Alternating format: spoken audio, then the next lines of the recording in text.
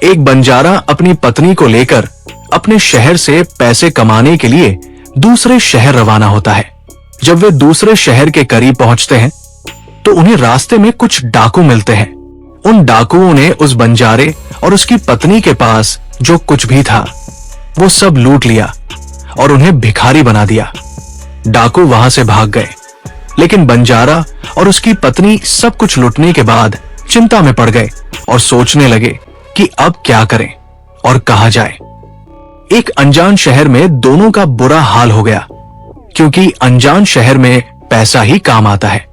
बंजारा अपनी सुंदर पत्नी को लेकर शहर की ओर तो चल दिया, लेकिन उसे ये चिंता सता रही थी कि अब वो क्या काम करेगा, क्योंकि उसके पास पैसे तो थे नहीं। वो इसी चिंता में चला जा रहा था कि उसे शहर के बाहर एक फकीर दिखाई दिया। वो बंजारा अपनी पत्नी को लेकर फकीर के पास गया।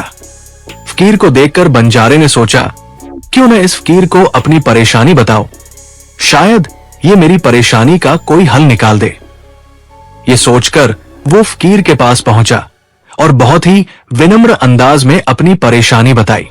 उसने कहा, फकीर बाबा, डाकुओं ने हमारा सब कुछ लूट लिया। अब काम करने की बात तो बहुत दूर है, हमारे पास खाने पीने के लिए भी कुछ नहीं है। अगर आप हमारा कुछ इंतजाम कर दे तो मैं आपको वापस लौटा दूंगा। फकीर को उस बंजारे पर बहुत दया आई। फकीर बाबा ने कहा, मेरे बच्चे, मेरे पास तो कुछ भी नहीं है, लेकिन मैं एक ऐसे आदमी को जानता हूं जो जरूरतमंदों को उधार दे देता है। आप दोनों उसके पास जाकर अपनी परेशानी बताओ, शायद वो तुम्हें कुछ पैसे दे दे। फकीर ने उन दोनों को सेठ के बारे में बताया और उसके पास भेज दिया। बंजारे की पत्नी इतनी सुंदर थी कि जो कोई भी उसे देखता देखता ही रह जाता। बंजारा अपनी पत्नी को लेकर सेठ के पास पहुंच गया। सेठ ने जब बंजारन को देखा तो वो उस पर मोहित हो गया, लेकिन वो बंजारा इस बात से बिल्कुल बेखबर था। उसने सेठ से हाथ जोड़कर कहा, सेठ जी, मुझे कुछ पैसों की जरूरत है। लेकिन सेठ का एक नियम था, वो पैसे तो उधार दे देता था, लेकिन पहले कुछ सामान अपने पास गिरवी रखता था। सेठ ने कहा, पैसे तो मैं तुम्हें दे दूंगा, लेकिन तुम्हारे पास गिरवी रखने के लिए क्या है? अब बंजारा सोचने लगा। उसके पास तो कुछ भी नहीं था। थोड़ी देर सोचकर उसने बड़ी विनम्रता से कहा, सेठ जी, मेरे पास गिरवी रखने के लिए तो कुछ भी नहीं है।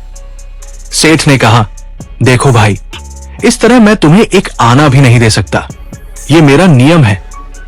बंजारा फिर सोच में पड़ गया। कुछ देर सोचने के बाद सेठ से कहा, सेठ जी, आप मेरी पत्नी को गिरवी रखकर मुझे कुछ पैसे दे दीजिए। मैं उन पैसों से काम करके जल्दी ही आपकी रकम ब्याज सहित लौटा दूंगा और अपनी पत्नी को ले जाऊंगा। तब तक मेरी पत्नी आपके दिए हुए पैसों के बदले में आपके पास मेरी अमानत रहेगी। सेठ तो यही चाहता था। सेठ ने जब बंजारे की ये बात सुनी तो वो खुश होकर पैसे देने के लिए तैयार हो गया और पैसों के बदले में बंजारे की पत्नी को अपने पास रख लिया। अब जैसे ही आधी रात का समय गुजरा, सेठ बंजारे की पत्नी के कमरे में पहुंचा। ये देखकर बंजारे की पत्नी के पैरों तले जमीन खिसक गई। वो डर के मारे सहम गई और उससे कहा, भगवान के लिए मेरे कमरे से निकल जाओ। लेकिन सेठ कहां मानने वाला था। उसने उस औरत से कहा, भगवान ने तुम्हें कितना सुंदर बनाया है, और फिर कहा, अब तुम उस नादान बंजारे को भूल जाओ, अब तुम हमेशा के लिए मेरी हो। उधर अब बंजारा सेठ के पास अपनी पत्नी को छोड़कर सेठ से कर्ज लेकर काम करने के लिए चला गया। बंजारे ने उन पैसों से प्याज का काम शुरू कर दिया। वो कम दाम में किसानों से प्याज खरीदता और दूसरे जरूरतमंद लोगों को ज्यादा दाम में बेच देता था।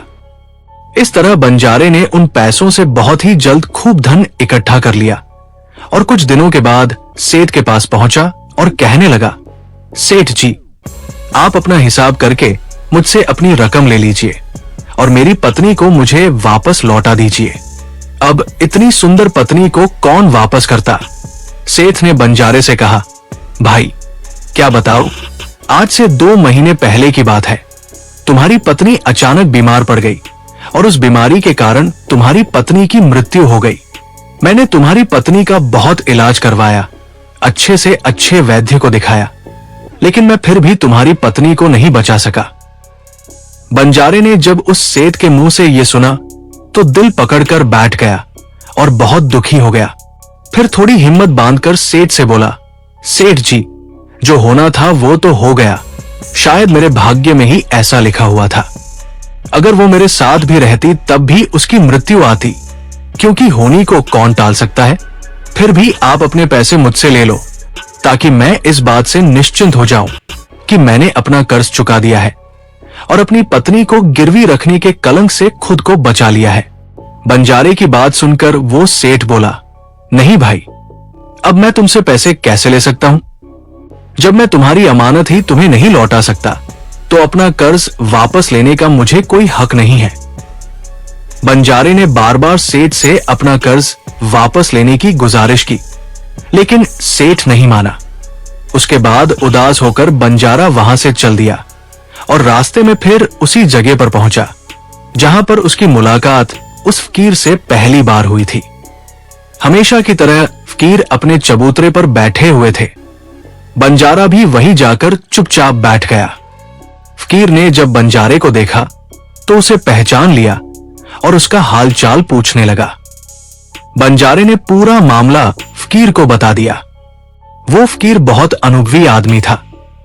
बंजारे की बात सुनकर फकीर ने कहा, बंजारे भाई, उस सेठ ने तेरे साथ धोखा किया है। तेरी पत्नी अभी बिल्कुल सही सलामत जिंदा है। तेरी पत्नी को उस सेठ ने अपने घर में छुपा लिया है। अब ऐसा कर, यहाँ के राजा के पास चला जा और राजा के दरबार में जाकर उनसे गुजारिश करना कि महाराज, मेरी पत्नी को सेठ से वापस दिलवा दो, क्योंकि यहाँ का राजा बहुत ही समझदार, बहादुर और होशियार है। वो जरूर तेरी पत्नी को उस सेठ पर जोर डालकर दिलवा देगा। अब तो दरबार में ही तुम्हारा फैसला होगा। फकीर की बात मानकर बंजारा राजा के दरबार में पहुंच गया और राजा से न्याय मांगने लगा कि महाराज, मेरी पत्नी को सेठ से मुझे दिलवा दीजिए। राजा ने सेठ को बुलाया और पूछा, क्या यह बात सच है कि यह बंजारा कुछ पैसों के बदले में अपनी पत्नी को तुम्हारे पास गिरवी रखकर गया था? सेठ ने हाँ करते हुए कहा, जी महाराज, बंजारे की यह बात बिल्कुल सच है।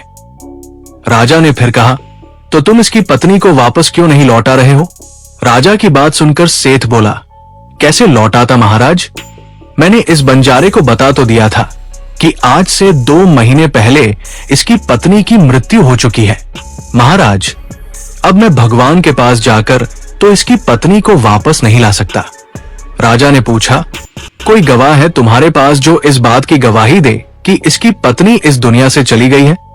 तो सेठ बोला, महाराज, इस बात की गवाही वो अच्छी तरह से देगा जिसने इस बंजारे की पत्नी का इलाज किया था, और वे 4 आदमी भी इस बात की गवाही दे देंगे जो इसकी पत्नी को कब्रिस्तान में दफना कराए थे। उस सेठ ने यह बात इतने विश्वास के साथ कही कि राजा को भी उस पर विश्वास हो गया। तब राजा ने बंजारे से कहा, अगर तुम्हारी पत्नी जिंदा होती तो हम तुम्हें जरूर दिलवा देते, अब तो हम भी मजबूर हैं। इस तरह राजा ने बंजारे को समझाकर वापस भेज दिया। बंजारा फिर से फकीर के पास पहुंच गया और जो कुछ दरबार में राजा और सेठ ने कहा वो सारी बातें फकीर बाबा को बता दी। ये सब सुनकर फकीर ने कहा, मैंने राजा को इतना बेवकूफ नहीं समझा था। मुझे दुख है कि उसने तुम्हारे साथ न्याय नहीं किया। उस राजा ने सेठ की बातों पर तो विश्वास कर लिया और तुम्हें समझाकर वापस भेज दिया। अब तुम मेरी एक बात ध्यान से सुनो। तुम एक बार फिर से राजा के पास जाओ और उनसे कहना कि महाराज, आप सिर्फ 3 घंटे के लिए अपने इस सिंहासन पर फकीर को बैठने का मौका दे दें। फिर मैं आपको बताऊंगा कि न्याय कैसे किया जाता है और न्याय किसे कहते हैं। वो बंजारा एक बार फिर से राजा के दरबार में पहुंच गया और जैसा उस फकीर ने कहा था उसने राजा से वही कह दिया। राजा ने बंजारे की ये बात सुनी तो ये सुनकर राजा ने कहा, मुझे 3 घंटे के लिए सिंहासन छोड़ने में कोई परेशानी नहीं है। यदि ऐसा करने से तुम्हें न्याय मिल जाएगा तो मैं 3 घंटे के लिए अपना सिंहासन छोड़ दूंगा। तुम उस फकीर को दरबार में बुला लाओ। राजा की ये बात सुनकर बंजारा फकीर के पास गया और फकीर को दरबार में ले आया।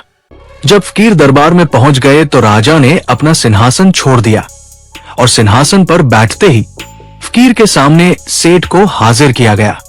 फकीर ने सेठ से पूछा, 2 महीने पहले जब बंजारे की पत्नी की मृत्यु हुई तो इसका कोई सबूत तुम्हारे पास है? सेठ ने कहा, हाँ, मेरे गवाह मौजूद है। फिर राजा बने फकीर ने हुक्म दिया कि गवाह हाजिर किए जाए। फकीर के हुक्म पर सेठ के गवाह पेश किए गए। सबसे पहले फकीर ने उस वैद्य को बुलाया जिसने बंजारे की पत्नी का इलाज किया था। फकीर ने उससे पूछा, क्यों भाई, आपने ही इस बंजारे की पत्नी का इलाज किया था? वैद्य बोला, जी, मैंने ही बंजारे की पत्नी का इलाज किया था। वैद्य की बात सुनकर फकीर बोला, अच्छा वैद्य जी, मुझे यह बताओ कि तुम बंजारे की पत्नी का इलाज करने के लिए सेठ के घर जाते थे या फिर बंजारे की पत्नी इलाज करवाने के लिए तुम्हारे पास आती थी? राजा बने फकीर की बात सुनकर वैद्य बोला, महाराज, सेठ जी मेरे पास खुद आकर दवा ले जाते थे। फकीर बोला, यानी तुम विश्वास के साथ ये नहीं कह सकते कि वो दवा सेठ बंजारे की पत्नी के लिए ही ले जाता था या फिर किसी और के लिए? फकीर की बात सुनकर वो वैद्य बोला, ये बात मैं विश्वास के साथ नहीं कह सकता कि सेठ जी किसके लिए दवाई ले जाते थे, लेकिन सेठ जी मुझसे दवाई जरूर ले जाया करते थे। वैद्य की बात सुनकर वो फकीर बोला, इसका मतलब तो यही हुआ कि तुम मरीज को बिना देखे ही दवाइयां दे देते हो। यह तो बहुत ही अजीब मामला है। तुम दवा की जगह किसी को जहर भी तो दे सकते हो, और हो सकता है तुम्हारे जरिए दिए हुए जहर से ही इस बंजारे की पत्नी की मृत्यु हुई हो। फकीर की ये बातें सुनकर वैद्य का चेहरा डर के मारे पीला पड़ने लगा। वो गला साफ करते हुए बोला, नहीं हुजूर, ऐसा हरगिज नहीं हो सकता।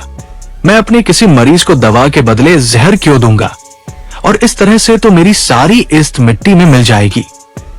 वैद्य की बात सुनकर वो फकीर बोला, अब तो तुम ऐसा ही कहोगे। मैं तुम्हें अपने काम में लापरवाही करने के लिए और एक मरीज की जिंदगी से खेलने के जुर्म में 50 कोड़े लगाने का हुक्म देने जा रहा हूं। इसके साथ ही तुम्हारा मुंह काला करके सारे शहर में भी घुमाया जाएगा। अब तुम सोच लो, सच बोलोगे या फिर मैं सिपाहियों को तुम्हें गिरफ्तार करने का हुक्म दूं? यह सुनकर वैद्य का बदन कांपने लगा और वो फकीर के पैरों में जा गिरा और बोला, हुजूर, मुझे माफ कर दो। मैं कबूल करता हूं कि मैंने सेठ के किसी भी मरीज का कोई इलाज नहीं किया। सेठ ने तो मुझे हजारों रुपए दिए थे और कहा था कि अगर गवाही की जरूरत पड़ी तो ऐसा कहकर उसके पक्ष में गवाही दे दूं। बस मेरा यही गुनाह है कि मैंने लालच में आकर इस सेठ की बात मान ली। राजा बने फकीर ने कहा, कुछ भी हो, तुमने गुनाह तो किया ही है, इसलिए मैं तुम्हें झूठी गवाही के इल्जाम में 10 कोड़े लगाने का हुक्म देता हूं। फकीर के हुक्म को राजा के सिपाहियों ने तुरंत पूरा किया और वैद्य को पकड़ लिया और भरे दरबार में उसे कोड़े लगाने लगे। पहला कोड़ा लगते ही वो जोर से चिल्लाया और कहने लगा, महाराज, मुझ पर दया कीजिए, मैं मर जाऊंगा। हर कोड़े के साथ उसके गले से दर्द भरी आवाजें निकलने लगी। वैद्य के साथ ऐसा होते हुए देखकर सेठ के गवाह के तौर पर बुलाए गए उन चारों लोगों के कलेजे को मुंह आ गए जिन्होंने बंजारे की पत्नी को कब्रिस्तान ले जाकर दफनाने की बात कही थी।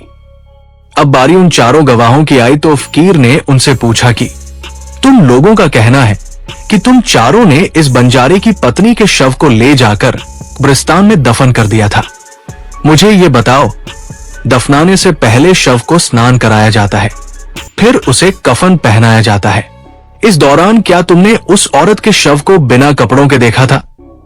यह सुनकर उस सेठ के चारों गवाह कहने लगे, नहीं हुजूर, उसका बदन तो हमने देखा ही नहीं था। जब सेठ जी ने जब जनाजा तैयार कर लिया था, उसके बाद ही हम उसे कब्रिस्तान में ले गए थे और उसे दफना कराए थे।